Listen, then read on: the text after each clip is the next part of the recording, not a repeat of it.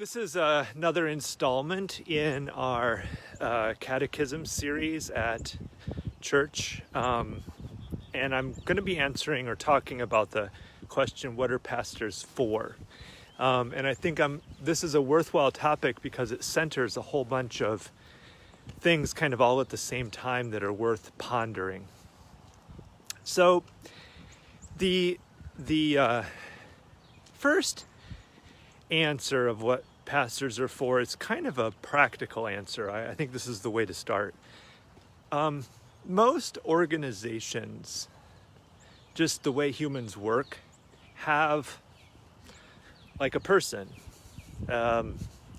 a organizer, leader, etc.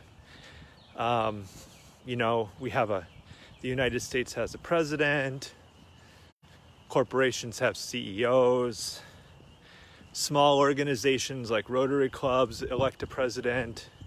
Every organization I can think of mostly follows a leadership structure like that. And it's not because that one person fully constitutes the organization as a whole, but there is something humanly or sociologically powerful about that I think is pretty much impossible to get away from.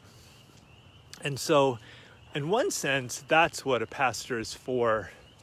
They kind of are a face that represents the organization. Now, theologically, in our tradition, the Lutheran tradition, we say that pastors are ministers of word and sacrament. And so we center the work of the pastor in two things. One, a pastor is for the preaching of the gospel. So we ask our pastors, typically in churches, to be the primary preacher, although not the exclusive preacher. And then also to preside at the meal. We have a sacramental role to play, and that's essentially like the one who stands up at the altar and presents the bread and the wine to the congregation as the body and blood of Christ.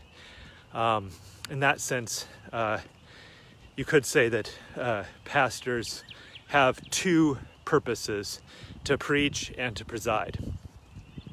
Now, we compare this to another kind of rostered leader in our church structure, a deacon. People are less familiar with deacons, but it's also a very important role within the church. And deacons are ministers of word and service. And so, by comparison to the pastor who kind of presides at the worship services, what's intriguing about deacon, and so very important, is deacons also preach like pastors do, but then they also serve. And some examples of people who kind of perform a diaconal function in the church would be, like right now, Albius Latier, who's our COVID-19 Marshallese community coordinator and outreach person. He performs a very diaconal role by focusing our service as a congregation in the Marshallese community. Another way of talking about pastors is, in a way, and I know this is weird, but we're the professional. So, the church doesn't necessarily hire everybody, all the members of the church to perform kind of roles within the church, but they often do hire one full-time person or a few full-time people like clergy. And so in that sense, it's like we're the professional for the organization. Now, the problem this presents is sometimes then, because there's professionalization of one group of Christians within the church, a lot of the spiritual gifts for the church are overly expected to accrue just to that role or that person. So a lot of times churches simply assume that the pastor is going to perform all of those roles that are kind of described in the New Testament, that the Spirit actually gives to the whole Christian community. Things like apostleship, that is like going out and starting things, prophecy, being the prophetic voice in a community, evangelism, reaching new people with the gospel, shepherding, going around and caring for the community members and visiting them, teaching, actually explaining the faith. So as a pastor, I know that my community and most communities expect me to perform all of those roles, even though in Scripture what it says is that those spiritual gifts are distributed out among the community and aren't necessarily all located in one person. And so inasmuch as the community becomes too reliant on the pastor to perform all of those roles, having a pastor of a community as the primary person sometimes becomes a problem.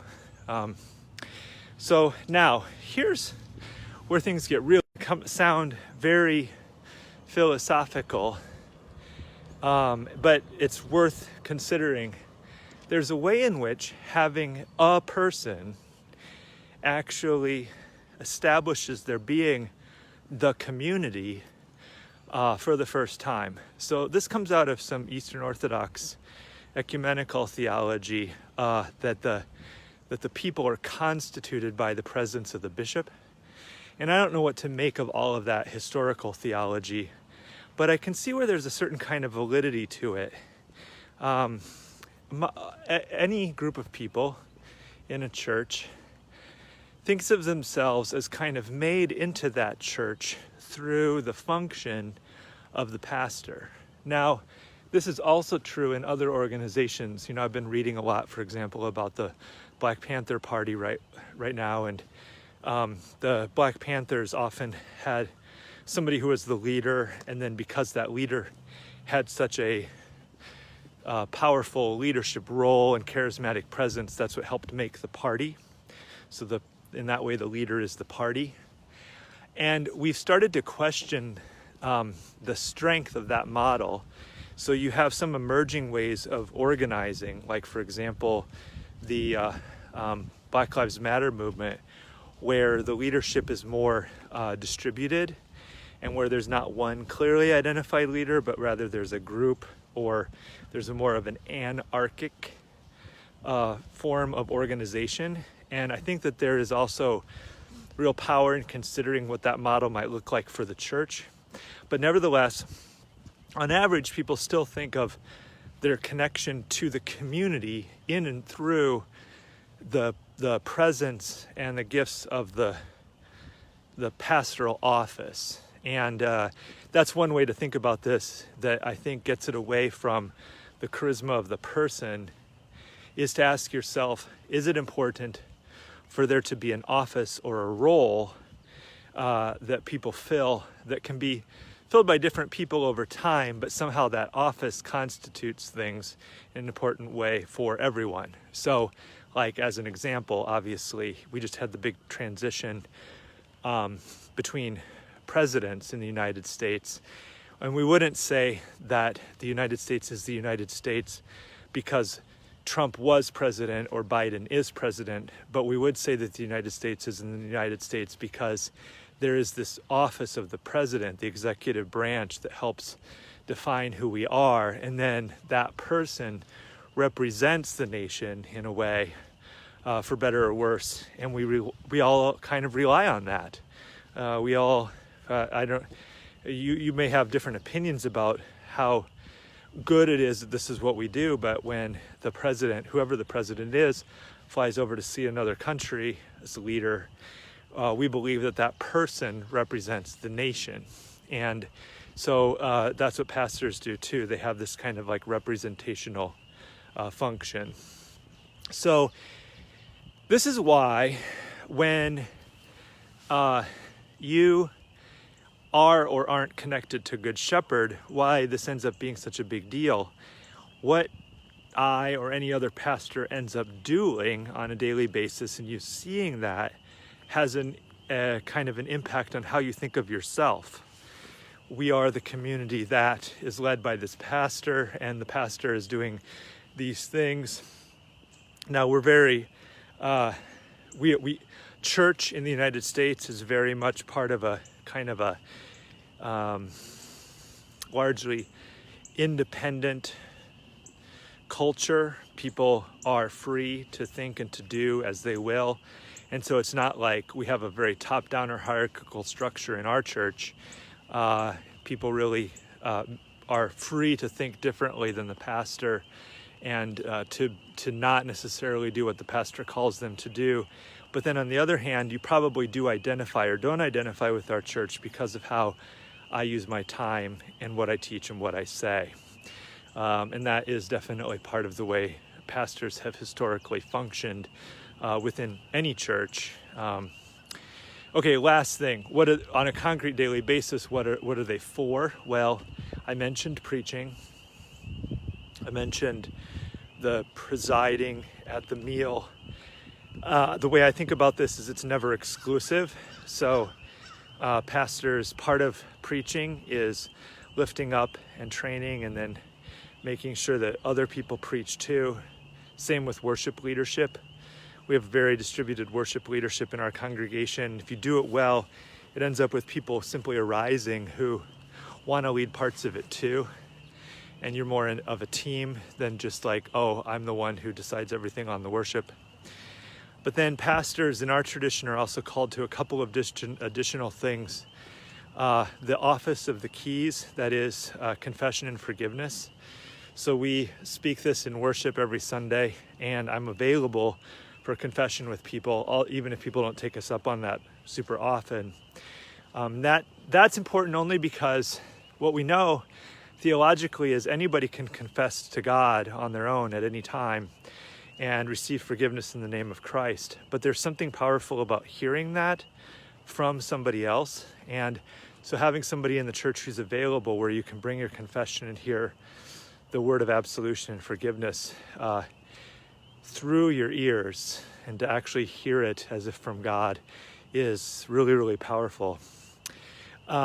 Pastors are also charged with, and this is a big deal for me, working for justice and peace, especially for the poor.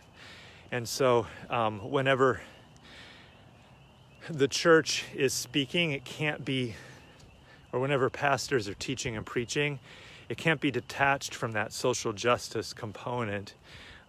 If we ever start to act as if the message of Jesus or the message of Christ or the work of the church is somehow apolitical and not connected to the polis, the people, and the way justice functions and the way things are distributed, then we've really gotten away from the way of Jesus himself anyway, and definitely away from what pastors are called to do and to be.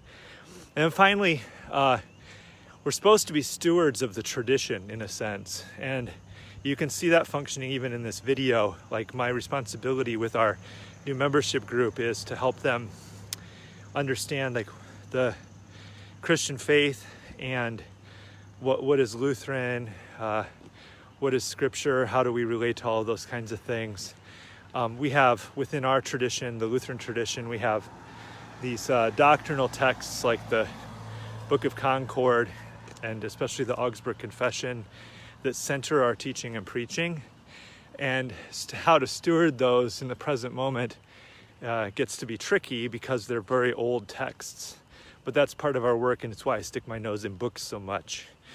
So I think that, one thing that pastors are for is simply to read and then hopefully speak clearly in community about what we've read.